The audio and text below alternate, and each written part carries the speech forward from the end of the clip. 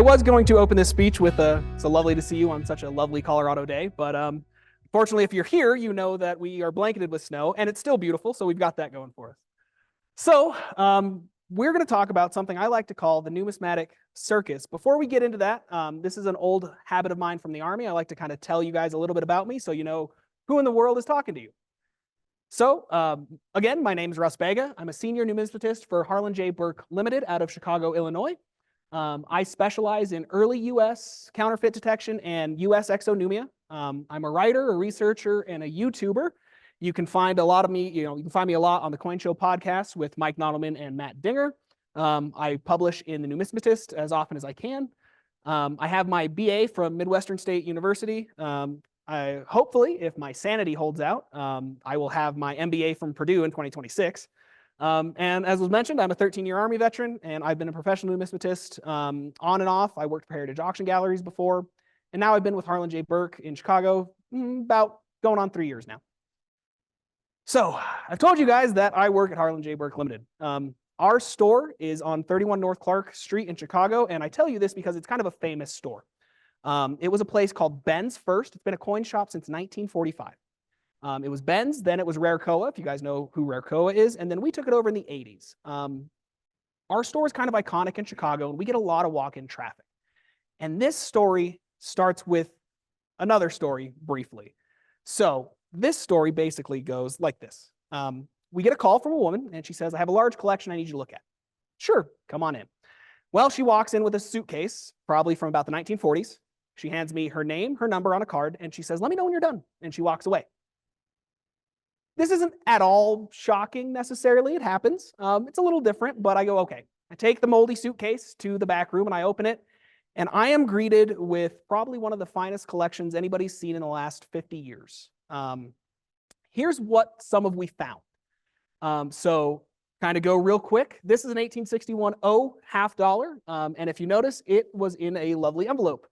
50-cent piece, 1861, New Orleans Mint, 1861, from a guy named B. Max Mehl. It was purchased in February of 1916. So most of the coins were in envelopes like that, and I was shocked. So I start pulling more out. That's an 1895 proof Morgan. It's the 7th finest known now. And that on the end, you can't really see it too great if you're in person. Hopefully, you can pick it up. If you'd like to see it in person and you're in person here, it's actually in that display case. That is a store card from Farran Zerbe. So I had heard of B. Max Mehl and Farran Zerbe before, but I had never really been all that interested in them. And then suddenly I was presented with a suitcase full of artifacts from them. So as my undiagnosed ADHD brain does, I went down a rabbit hole and I started learning everything I can about these guys. And I started trying to figure out really who these guys were at their core. And basically, we are going to go through the Numismatic Circus together, and we're going to figure out what in the world is really going on. Because B. Max Mehl himself was called the P.T. Barnum of numismatics by Bowers. I think he might have had that wrong, frankly. So we're going to talk about first Farran Zerbe. This is actually another one of those things that was in the collection. It's actually, again, in that display case right now. And this is a store card, basically, for Farran Zerbe. And we'll do some quick facts about him. So he's born Joseph Farran Zerbe, April the 16th, 1871 in Pennsylvania. And like a lot of us, he began collecting as a kid. He was a newspaper delivery boy, so he's pulling stuff out of change. And by the late 1880s, he's 19, 20 years old, and he's dealing coins full time. He joins the A&A in 1900, and this is at the time where the A&A is less than 500 members. So his early career is very interesting. He was running a very successful general store in Tyrone, Pennsylvania. And then he starts publishing pamphlets. And he starts publishing these pamphlets under the name Coin Zerbe. Again, in 1900, he joins the A&A, and the same year he declares bankruptcy, which is a bit of an oopsie, as we call it in the industry.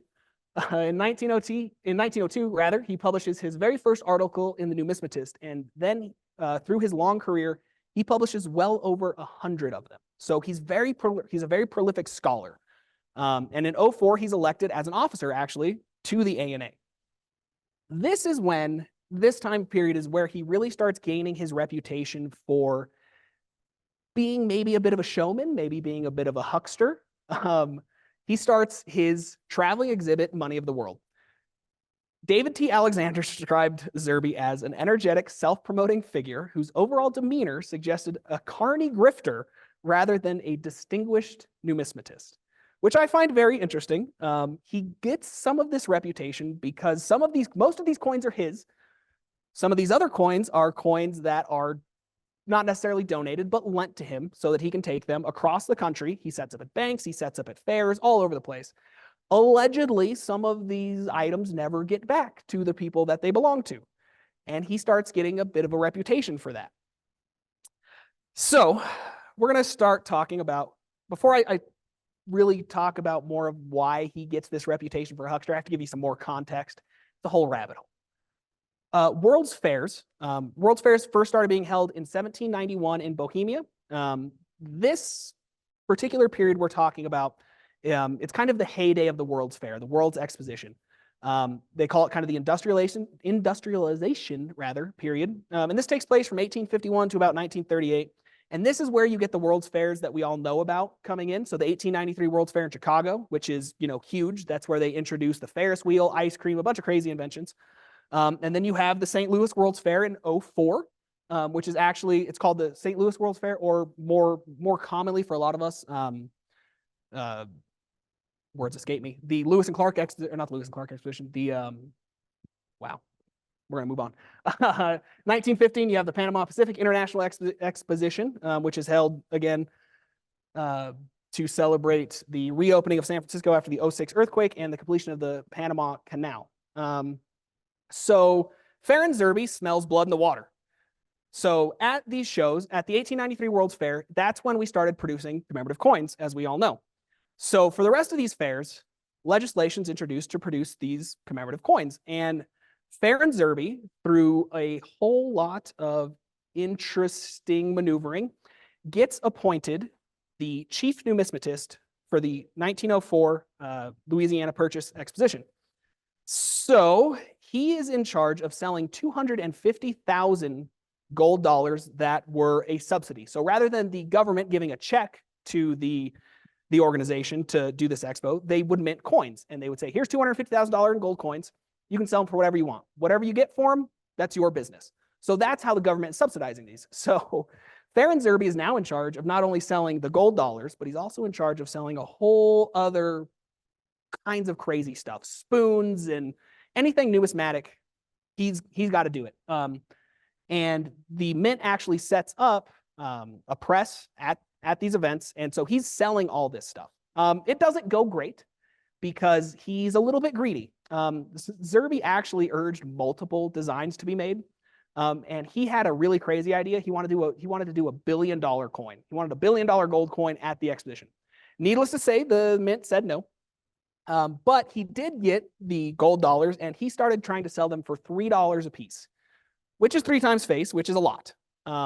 He also submitted articles under some pseudonyms to the numismatist saying how rare these things are and how rare they're going to be. And again, remember, he is getting a percentage of these sales. It's a little distasteful. Of the 250,000 sold, of the 250,000 minted, there's only 35,000 that are sold. The rest are melted. And of these 35,000, he actually kept a fair few of them for his stock, and he sold them to other dealers as well. My favorite part of this is there's 2 coins. One's dated 03, one's dated 04. He decided to say that, the 1903 coins are in very high demand and they are selling out quickly. They weren't selling out quickly. This is a theme that we're going to see from him, and it gets him into a lot of trouble. He's a really, really ambitious guy, and he basically buys the ANA for a little bit. In 1904, he's elected vice president of the ANA. In 1907, he's elected the president. In June of 08, George Heath, who we all know about, he passes away, and Zerbe actually buys the numismatist from his family. Zerbe now has full, complete control over the numismatist to print whatever he wants. And he's a bit of a muckraker and a bit of a self-promotional guy, so he does that for about 3 years. In 1909, he's actually appointed to the Assay Commission by Theodore Roosevelt. The Assay Commission was active from 1792 to 1980, and it's by presidential appointment. They supervise the testing of coins. The assay medal that they get at the end is really, really highly coveted. And this is a thing that prominent numismatists were always trying to get into because you have a lot of pull with them. Basically, you know, at this time, you have all these connections at the mint if you've ever been on the assay commission. So Farran Zerbe is really trying to get there, and you will see why it becomes very important that he does. In 1911, he finally sells the numismatist back to the ANA. So he's done there, but he's done a little bit of damage, and that damage is the election of 1909. It's held in Montreal, Canada that year. So these elections are held at the ANA shows. These are not like our ANA shows we're at here now. There's not hundreds of dealers. Usually it's between 50 and 200 guys in a room, and that's it. So it's Thomas Elder versus John Henderson. And Zerbe, at this time, again, owns the numismatist, and he's also padding the membership. His goal is to have 500 members in the ANA by the time he's done with president. He gets about 200 or so, so he doesn't quite get there, but all of a sudden, most of the people that are in the ANA are loyal to Zerbe. And he really weaponizes the numismatist, and his preferred candidate obviously wins. I found these, and these are amazing. They're hilarious. They are satirical medals, kind of going against Zerbe that some other members of the ANA made. And this kind of causes a schism in the ANA. So it's kind of the part of our early history we don't really talk about, but it's intensely, intensely interesting. The next time he gets in trouble is what I like to call the Pan-Pac affair. So we already talked about, Pan-Pac, the Panama Pacific Exposition. This is a really interesting series because has a bunch of crazy commemorative coins in it. There's 5 different types. It's the most commemorative coins we've ever, at this time, that has ever been done for a specific event. And of course, the 2 most famous are the $50 slugs. You have the round ones and the octagonal ones. And again, Farran Zerbe somehow gets put in charge of selling all this stuff. So now, not only does he have 5 coins to sell, he's also got medals. He's got his own souvenirs that he's creating, and he's got to sell all this stuff. And as we all know, it didn't really go that great. Very, very poorly selling coins. They had a lot of conflict, a lot of butting heads. Basically, Zerbe was having a lot of trouble selling the $50 gold pieces. That's almost 2 ounces of gold. Their face value is $50. They were selling for double face value. It's $100 in 1915. It is an extraordinary amount of money. And basically, they were made to order. You actually had to order these with Farran Zerbe, and the mint would strike them for you. So there's only about 900 of the octagonal and about 600 of the rounds. They're incredibly, incredibly rare. And they've left this kind of crazy legacy. And of course, I have 2 of them in the case. I have the pair in the case that you can look at. And again, he borrows many of the coins that did not sell and later sells them. So like I said, 5 coins were issued. None of them sold well. Of the 60,000 halves that were made, they melted well over half, 32,000. Gold dollars, 25,000. They melted 10,000. So, he didn't do great again. And this is where he's really getting his reputation for being a bit of a grifter. So here's his final years. Actually, that's a wrong slide. Sorry about that. Father of the peace dollar. So this is actually terribly interesting. In 1920, at the Chicago Convention, Zerbe reads a letter regarding a proposal for a peace commemorative coin. And here's his quote: "Our example as a democracy was a mighty moral force that won battles without number in the hearts and in the minds of those who ultimately proved that they had the power to topple thrones." He's really the guy that we owe the peace dollar to. He led this charge. And again, he now has a bunch of connections at the mint. And he really, really, really uses those connections at this time. An interesting aside, in 1919, he writes a book on lesser dollars, which are, that's a whole other piece of history, very interesting. He writes this piece, and B. Max Mehl likes it so much, who we're going to talk about next, he kind of steals that article, and Farran Zerbe's not terribly happy about it. But they actually come to a bit of an understanding. So, at this time, it's still the Wild West. People are kind of doing what they want. And there is no better example of that than the Zerbe-proof peace dollars. So, this is mostly speculation. This is from a supposed conversation with Stuart Mosher in the mid-40s, reported in 1955 issue of the Numismatist. In California, awaiting the arrival of the dies that were to be used to strike the first peace dollars at the San Francisco Mint, when the Mint phoned Zerbe to announce that the new dies had arrived, Zerbe made a beeline for the Mint, only to be disappointed that the dies were for the Morgan design. Disappointed, he convinced the mint to strike 24 proof examples. This is a guy that can walk into the US Mint and be upset that the coin that he helped get approved isn't there. So he has the kind of pull to say, why don't you polish those dies and make me some really nice ones? And the US Mint goes, okay. So not only do they do this in San Francisco, they didn't make proof coins in San Francisco at this time. So they're not a proof quality. Farran Zerbe decides, well, if he's got to have real ones. So the Philadelphia Mint strikes him proof coins. This is how much pull this guy has. He can just walk into the mint and do this. It's absolutely incredible. And that's kind of the power of that whole assay commission thing. He's got so much pull with the government, he can just create coins. These are incredibly rare. They're not, I say incredibly rare. They're out there. There's a lot of speculation about them, but they're super neat. If you've ever seen 21-piece dollars, they come very blah, and these are the nicest ones you'll ever see. So his final days, he's finally reelected to the ANA Board of Governors somehow. He sells his collection to Chase Manhattan and becomes a curator. He dies in New York City in 49. And in 1951, the Farran Zerbe Award for the ANA is introduced. So his assessment. In 2021, the Zerbe Award is changed to the Chester L. Krause Distinguished Award. And this is how this kind of goes.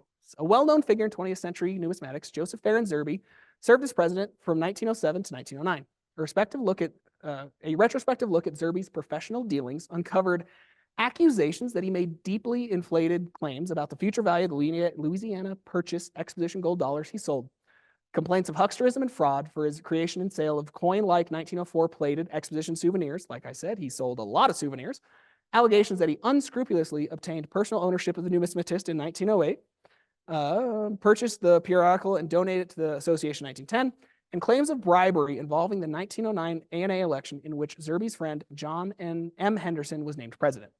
This was the announcement that the Farran Zerbe Award was going to be changed. The ANA had such a problem with Farran Zerbe's past that they had to change it. So now we're going to talk about B. Max Mehl, who is called the P.T. Barnum of numismatics, but I think that might be a bit of a misnomer. And here's why. So here's his quick facts. He's born Benjamin Maximilian Mehl in Lodz, Poland. Immigrates to the U.S. like so many. Mehl is a Jew, and there's a lot of pogroms at this time. So when he immigrates, he actually immigrates to Fort Worth, he immigrates to New York City first, and then to Fort Worth, where he actually has family. He becomes very active in the community there, especially in the Jewish community. And again, he starts collecting because he's working as a clerk and he's seeing change come across the store. He claims he started dealing coins at about 1900, which I'm not great at math, but if you do the math, he's about 15 years old at this time, which is pretty impressive because he has a very long career. And he actually joins the ANA in 1903. So he's 18 when he joins, and it's actually mentioned in the ANA, in the Numismatist. They're talking about, their newest members. They mention that basically our oldest member is 70, our youngest member is 18. And Farran Zerbe actually mentions him in an article later about meeting him and how bright this kid is. So they're contemporaries. And this is where he really starts finding his place. So he first advertises in the Numismatist in 1903, and that's a picture of his ad. Didn't go well. None of those coins sold. But he starts realizing the power of advertising. He also offers the Hub Coin Book. The Hub Coin Book is printed by a separate company, and basically it's sold to dealers, and you can put your information in it. It's advertising. That's really what it is. And he's going to take this concept and he's going to run with it in a really, really big way. He gets a golden opportunity from one Farran Zerbe. Farran Zerbe says, hey, I have all of these Louisiana Purchase Exposition dollars. Do you want any? B. Max Mehl says, yeah, sure. And B. Max Mehl starts doing some of the same things that Farran Zerbe does, only he's not doing it, he's doing it in a different way. So he's doing it in a way where he becomes the real pioneer of print. He publishes ads in the Fort Worth Star-Telegraph, so Fort Worth at this time is not a big town, okay? It's still a cow town. It's a cow town today. I can say that. I've lived there for a while. Still a cow town today, but it's not a big major metropolitan city. It's small. And this is actually where he realizes that he's got to figure out he can't make people come to him. Coin collecting is a coastal thing. okay? East Coast and West Coast. That's where collecting happens. That's where the money is. The middle of the country, it's not. So he comes up with some interesting ways, and that's when he starts really doing this kind of stuff, where he's publishing in, a major newspaper. He's publishing in Collier's, actually. Collier's is a huge magazine, has a circulation of over 500,000 at this time. He is the very first dealer to publish an ad in a non-numismatic national publication. Print is the only media, and he's the first guy to think of it. And he's actually legitimately the first guy to do it. He also publishes the Star Rare Coin Encyclopedia, which, much like the previous one, it's not great, but it's an advertising piece. And frankly, by 1924, the Star sold 70,000 copies a year, and he'd make a couple bucks on these. This is actually a big moneymaker for him. It's not a serious book for collectors. It's a way to advertise. Basically, it's him giving you values of your coins and what he'll pay for them. This is when he starts finding his wild success. As I mentioned, he's targeting the mail order business. So he's publishing catalogs. He's also doing mail order auctions. And in 1916, he's done enough that they build a 3-story, 16,000 square foot building in Fort Worth, Texas. And he employs 40 full-time staff. My company is fairly large. We do millions of dollars of business. I have 12 people that I work with. 40 people in 1916 as a coin dealer is insane. He has got so much wild success. That building was actually renovated, and it's still the Mehl building to this day. That sign says Mehl building. So it's actually really cool. If you're ever in Fort Worth, Texas, I definitely recommend driving by it and taking a look. So in 1919, he claims to have an advertising budget of $5,000 a year, or about 88 G's today, which again, for us, doesn't sound like a lot. I know dealers that have huge advertising budgets. He's the only one that's doing this kind of thing. And he gets a crazy famous clients. Winston Churchill buys from him, Franklin Roosevelt, King Farouk of Egypt. And again, he has that ability because he's doing something other people don't do. He's doing mail order. He doesn't have to worry about a physical storefront and having the coastal elites or the European elites come to him, physically. They come to him through the mail.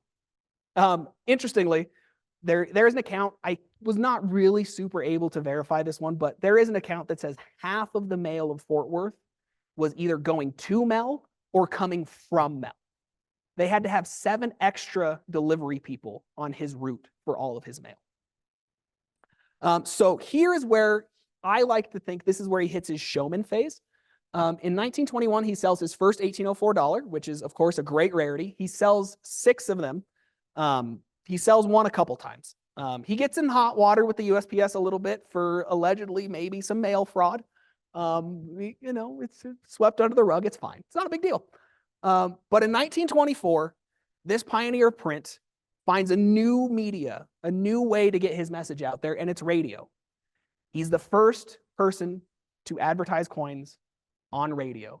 And by 1924, he has 50 ads on 50 different radio stations. And in 1924, there's no television. They've just started talking pictures. Radio is the media format. So he's taken that and he's running with it. The 1930s, he takes advantage of the Depression, which sounds like a really weird thing to say. I kind of like to think about this in terms of COVID. So when COVID hit, we were all so scared that everybody's going to hold on to their money. No one's going to be buying coins. No one's going to be doing any of those things. And it was the complete opposite because people were finding their free time again, and they were finding something to help them feel better just about life. I don't know about you guys. COVID was pretty rough. So the Depression, rather than hurting coin collecting, it makes it explode. And Zerbe takes advantage of this, and his ads have this radical shift. Rather than talking, he starts talking about coins you, my friend, can find in your spare change. I will pay you money for your coins you can find in your change. And if you know anybody that grew up in the Depression, it was desperate, and people were just trying to make it. So he gets a little interesting. 1930s, the classic commemorative boom. Again, this is the 1916 McKinley dollar. A very weird commemorative. They didn't make a whole lot of them because people didn't want them, but one guy bought most of the mintage of them, and I'll give you one guess who it was. It was B. Max Mehl, and he sold them for the rest of his life. He was the guy that would buy all the commemoratives from other, after the expos, buy them all up, and then he would sell them over the years. And so, he has one from 1916. So in the 1930s, these are real rare. They only made them in 1916. They only made so many of them. I have a few of them. That's the kind of guy he was. This is what I like to call his 20th century clickbait. If you don't know what clickbait is, if you're not a citizen of the internet, clickbait is, if you've ever seen one of those articles, $2 bill sells for $10,000, right? And you click it, and it's everywhere, and people want to click it. I deal with this constantly. That's actually a true story. There was a $2 bill that sold for like 7 G's, 69, and all kinds of crazy things. Very special. And my shop got about 40 calls in 2 days wanting to know if their $2 bill was valuable. And it's because of clickbait. And this is the 20th century version of clickbait. This is a quote from Walter Breen. During the Great Depression, the Fort Worth, Texas dealer B. Max Mehl carried on a year-long advertising campaign, which he later admitted had cost him over $1 million in 1930, offering to buy for $50 a piece any 1913 Liberty Hid nickels offered. This offer was not bona fide, being merely a come-on to promote sales of the Star Rare Coin Encyclopedia, which went through over 30 editions despite being of no numismatic value. The major effect of Mehl's publicity was threefold. It made Mehl very wealthy through peddling his worthless book. It made the 1913 Liberty Hid nickel one of the most famous of American coins, and it stimulated the ungodly to make thousands of altered dates, mostly from 03, 10, and 12 coins, pretending to be 1913s. So, clickbait is bad, and it's always been bad because, again, if you don't know the story of the 1913 nickel, we know where all of them are. They were never going to find any more in change. He knows this. He absolutely knows this, but he's whipping people up that are poor and desperate. $50 in the Depression, it's a lot of money. That's bad. That's clickbait. And again, it's not that he didn't know none were there. He knew that he was never going to find any, but he did it anyway, and he did it for years. So here's some assessment from some guys you may know. Bowers says, never a researcher, Mehl made exaggerations or errors in his catalog that led to some criticism of him in the numismatic community. Mehl sold more than coins. He sold an image. Ads featuring the Mehl building, Mehl standing in front of his luxurious home, or other scenes intended to depict the dealer as a coin tycoon. And that's kind of what we get with him. That's what Mehl is remembered as. He's remembered as this tycoon, this larger-than-life figure, this P.T. Barnum, but not the bad P.T. Barnum. The P.T. Barnum we all like, the guy that, oh yeah, he's a little out there, but look at the things that he does. When I don't know that that's really right. So I don't know who the real ringmaster is, and I don't know if we're ever really going to come to that as a consensus, but both of them were heavily involved in commemorative scandals. We talked about how Farran Zerbe would be the one in charge of selling them and then eventually move them to B. Max Mehl and other dealers. They both used deceptive practices. We can all agree that they did. Both stole or were accused of stealing. There are some stories of B. Max Mehl that are unverified, so I shan't say them, but allegedly there were some things. But both were absolutely innovators, which I think that we all have to remember. Farran Zerbe, having this traveling collection, going to all these places where people never saw rarities like this. He would go to Lincoln, Nebraska. He would go to these places that are out of the way where, again, these coastal elites aren't going. So he is doing a service. He is doing real things. What I really think we need to look at is one is a scholar and a failed salesman. Zerbe writes so many articles. He is a scholar. He's a numismatist. He is a terrible salesman. He's not good. And one is a tremendous salesman, but he's a non-scholar. B. Max Mehl is an interesting guy, but he never really left a lot for us as the community. Again, Farran Zerbe, B. Max Mehl writes, it's a whole thing, Zerbe has over 100 articles to his name by the time we're done. And so my question is, why does Zerbe get so much scorn when Mehl did honestly just as much, if not more, for longer? Again, B. Max Mehl doesn't have any awards named after him, which is probably why. And B. Max Mehl is larger than life. And I think they both deserve to be larger than life because I think Farran Zerbe is intensely fascinating, and I think he gets scorned more than he should. So I don't know who the real ringmaster of the Numismatic Circus is, but it's certainly one of them.